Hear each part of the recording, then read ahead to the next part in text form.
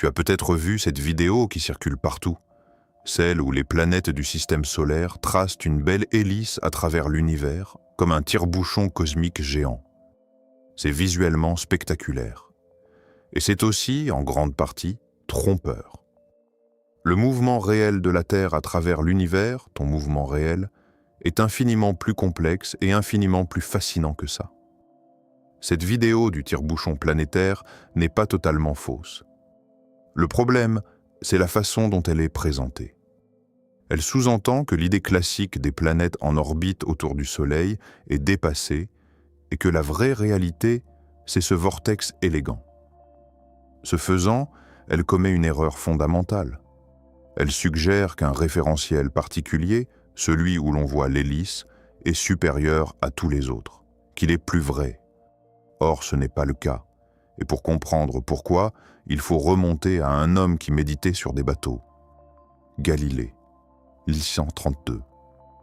Dans son célèbre dialogue sur les deux grands systèmes du monde, il décrit une expérience de pensée qui va changer notre conception du mouvement pour toujours. Imagine que tu es dans la cabine fermée d'un navire glissant régulièrement sur une mer parfaitement calme. Les hublots sont fermés. Tu ne peux pas percevoir ta propre vitesse. Tu ne peux pas même détecter que tu bouges. Galilée en tire une conclusion radicale. Il n'existe pas de référentiel absolument privilégié. Il n'y a pas d'état de repos absolu dans l'univers. Tous les référentiels inertiels, c'est-à-dire non accélérés, sont équivalents du point de vue des lois de la physique. C'est ce qu'on appelle la relativité galiléenne. Ce que ça signifie concrètement pour notre vidéo d'hélice, oui, ce référentiel est valide, mais le référentiel classique où les planètes tournent autour du Soleil l'est tout autant. Aucun des deux n'est fondamentalement plus réel. La question n'est pas laquelle est vraie, la question est laquelle est utile selon ce qu'on cherche à comprendre. Et c'est là que ça devient vraiment intéressant. Parce que, selon la question qu'on pose, le bon référentiel change complètement. Ton cerveau, quand il calcule instinctivement la trajectoire d'un ballon de foot pour l'attraper, ne tient pas compte du fait que la surface de la Terre tourne à environ un 600 km à l'équateur. Il n'en a pas besoin. Cette rotation-là est invisible pour le problème en question. Par contre, si l'ESOC à Darmstadt, le Centre européen d'opération spatiale, doit envoyer une sonde vers Mars, elle ne peut pas se permettre d'utiliser le référentiel de la salle de contrôle. Elle utilise le référentiel inertiel du système solaire. Mais même là, elle peut ignorer tranquillement le fait que le Soleil file à 230 km autour du centre de la Voie lactée. Ça ne change rien à la trajectoire vers Mars. Le choix du référentiel n'est pas une question philosophique abstraite. C'est une décision pratique dictée par l'échelle du problème. Alors, comment la Terre se déplace-t-elle vraiment? Commençons par le plus familier, son mouvement dans le système solaire. Et même là, il faut corriger une idée reçue. On dit que les planètes orbitent autour du Soleil. C'est une approximation. Le Soleil lui-même bouge. Les planètes exercent une attraction gravitationnelle sur lui, tout comme il en exerce une sur elles. Le vrai point central autour duquel tout tourne, c'est le barycentre, c'est-à-dire le centre de masse du système. Et ce barycentre, parfois il se trouve sous la surface du Soleil, mais quand Jupiter et Saturne sont à peu près alignés, il peut se trouver bien au-delà de la surface solaire. Vu depuis ce barycentre, le Soleil décrit une danse complexe, une pirouette un peu irrégulière, principalement dictée par la gravité de Jupiter et de Saturne, les deux colosses du système. Et l'effet sur l'orbite de la Terre? L'orbite est légèrement comprimée et étirée sur les échelles de temps des révolutions de Jupiter et de Saturne, soit 5 et 12 ans terrestres respectivement. Et l'orientation de son ellipse tourne lentement autour du Soleil sur des milliers d'années. C'est directement lié au cycle de Milankovitch, ces variations orbitales qui influencent les grandes glaciations de notre planète, un sujet sur lequel on pourrait passer des heures. Voilà pour le mouvement dans le système solaire, c'est déjà riche. Mais ce qui se passe à l'échelle galactique est encore plus vertigineux. Le Soleil file à environ 230 km/s par rapport au centre de la Voie lactée. À cette vitesse, un tour complet de la galaxie prend environ 230 millions d'années. La dernière fois que la Terre se trouvait de ce côté-ci de la galaxie, les dinosaures se promenaient sur la Pangée et les trilobites venaient tout juste de disparaître. Pour décrire ce mouvement galactique, on a besoin d'un nouveau référentiel. On pourrait prendre le centre de la galaxie, mais le localiser précisément est difficile. On utilise à la place ce qu'on appelle le standard de repos local, ou LSR en anglais. C'est un référentiel hypothétique qui correspond à ce que serait l'orbite du Soleil s'il suivait une trajectoire parfaitement circulaire depuis sa position actuelle. Ça donne un étalon de référence élégant. Et ça a du sens physiquement. Voici pourquoi. Presque toutes les étoiles du disque galactique naissent dans des orbites quasi circulaires. Les nuages de gaz qui les engendrent sont mis en orbite circulaire par frottement avec le gaz environnant, une friction que les étoiles elles-mêmes, une fois formées, ne subissent plus. Après sa naissance, une étoile hérite de cette orbite circulaire, puis s'en écarte progressivement à cause des innombrables impulsions gravitationnelles que lui infligent les autres objets de la galaxie. Pour mesurer la vitesse du Soleil par rapport au LSR, il suffit d'observer de nombreuses jeunes étoiles récemment formées, qui sont encore dans leurs orbites de naissance, et de calculer leur mouvement moyen par rapport à nous. Le résultat est surprenant. Le Soleil se déplace légèrement plus vite qu'une orbite parfaitement circulaire l'exigerait. Par rapport au standard de repos local, il avance en direction du mouvement galactique d'environ 5 km/s. Il s'approche du centre galactique de 8 km/s et il monte hors du plan du disque à environ 7 km/s. Ce mouvement particulier, modeste en apparence, a des conséquences spectaculaires sur la trajectoire du système solaire dans la galaxie. D'abord, ce léger mouvement vers le centre galactique. Ne t'inquiète pas, ça ne veut pas dire qu'on va tomber dans Sagittarius A, le trou noir supermassif au cœur de la Voie lactée. Le Soleil suit une orbite légèrement elliptique et en ce moment, il se rapproche du centre. Mais la masse de la Voie lactée est répartie dans toute la galaxie, pas concentrée en son centre comme dans le système solaire où le Soleil domine tout. Ça rend les orbites elliptiques pures impossibles. À la place, le Soleil trace un beau motif en forme de fleurs pétales au fil des orbites, une trajectoire que les géomètres appellent épicycloïdale, du genre de celle qu'une petite roue dessine en roulant à l'intérieur d'une grande. Et ce mouvement vers le haut, c'est peut-être la chose la plus fascinante de toute cette histoire.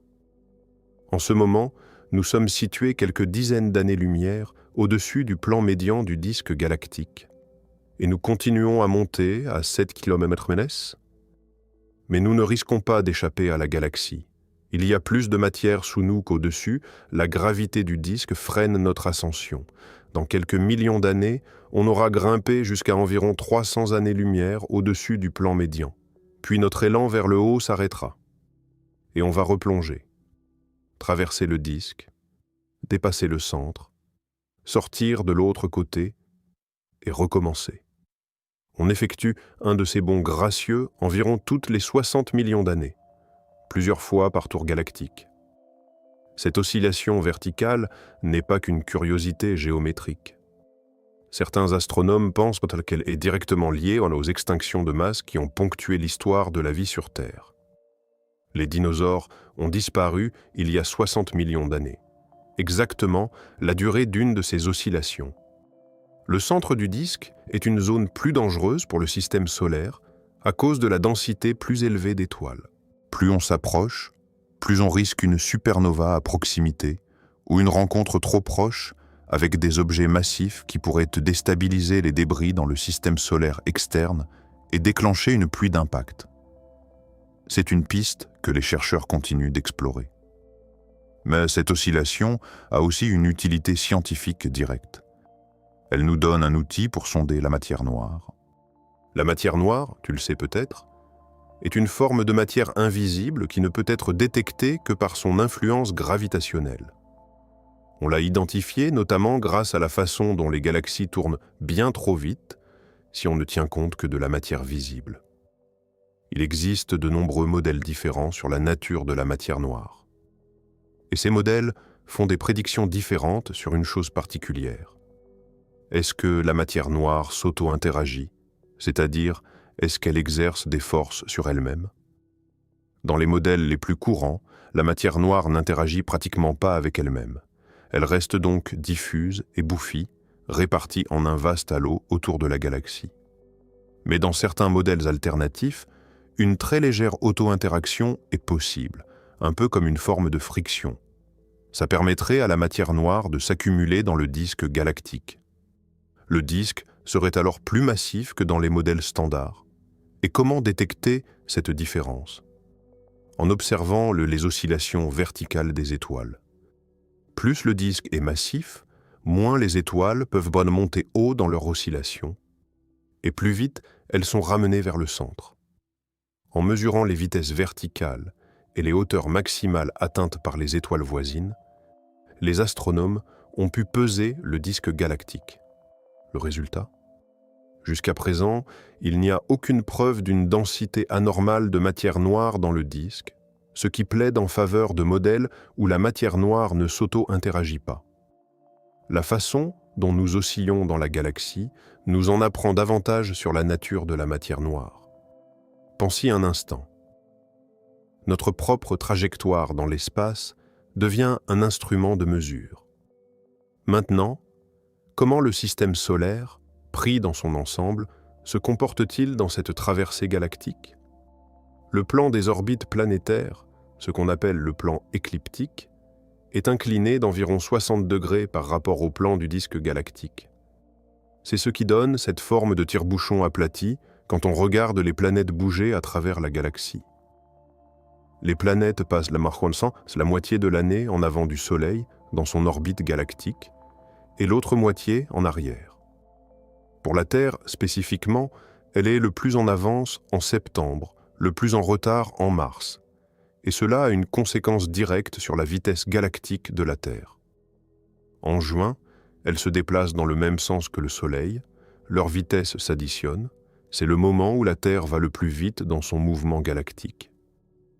En décembre, elle se déplace en sens inverse par rapport au Soleil, leur vitesse se soustrait, c'est le moment le plus lent.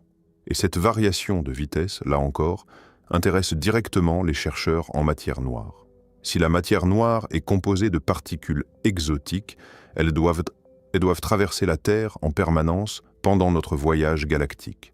Plus on va vite, plus on en traverse. Exactement comme une voiture reçoit plus de pluie sur son pare-brise en accélérant.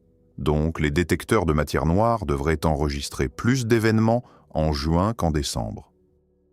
L'expérience DAMA, installée dans le laboratoire souterrain du Grand Sasso en Italie, sous les Apennins, a peut-être même détecté ce signal de modulation annuelle.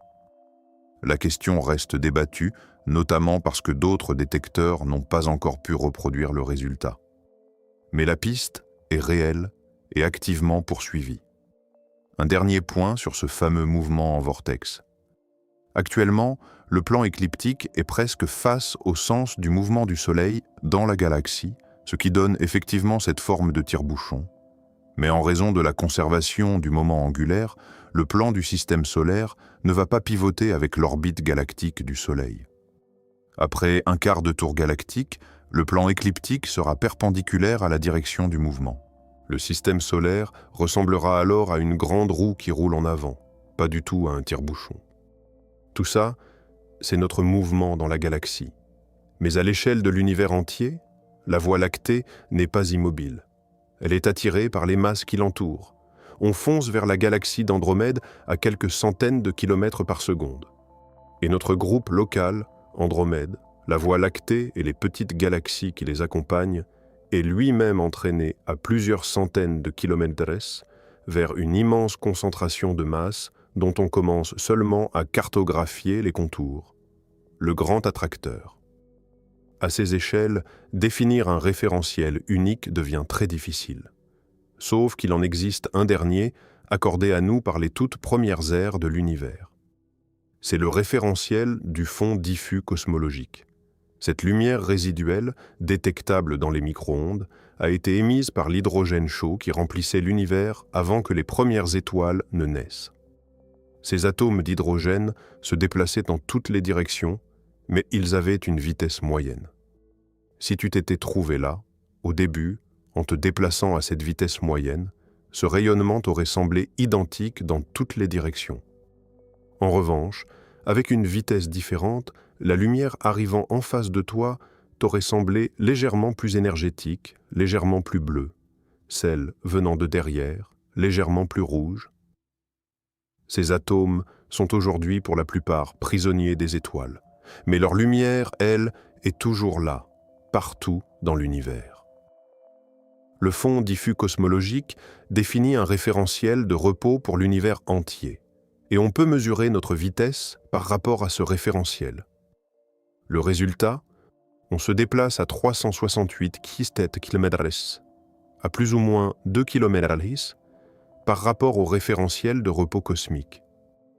On a été arraché à la vitesse cosmique moyenne par de vastes surdensités de galaxies situées à des centaines de millions d'années-lumière. Voilà comment tu te déplaces en ce moment à travers l'univers. Tu tourbillonnes autour du centre de la Voie lactée en dessinant des pétales de fleurs. Tu oscilles de haut en bas à travers le disque galactique en trajectoire gracieuse de 60 millions d'années. Tu traces un tire-bouchon aplati qui deviendra une roue en avançant. Et le tout file à 368 km/h par rapport au fond diffus cosmologique entraîné par des structures invisibles à des millions d'années-lumière. Le physicien Poincaré, à Paris à la fin du XIXe siècle, avait compris avant tout le monde que le mouvement absolu est une notion vide de sens. Ce qui compte, c'est toujours le mouvement relatif à un référentiel choisi pour sa pertinence. Et là, ce qu'on vient de voir, c'est que chaque référentiel qu'on choisit révèle une nouvelle couche de la réalité physique. Du ballon de foot à la fleur pétale galactique, de l'orbite elliptique aux ondulations de la matière noire. Il n'y a pas un seul mouvement de la Terre.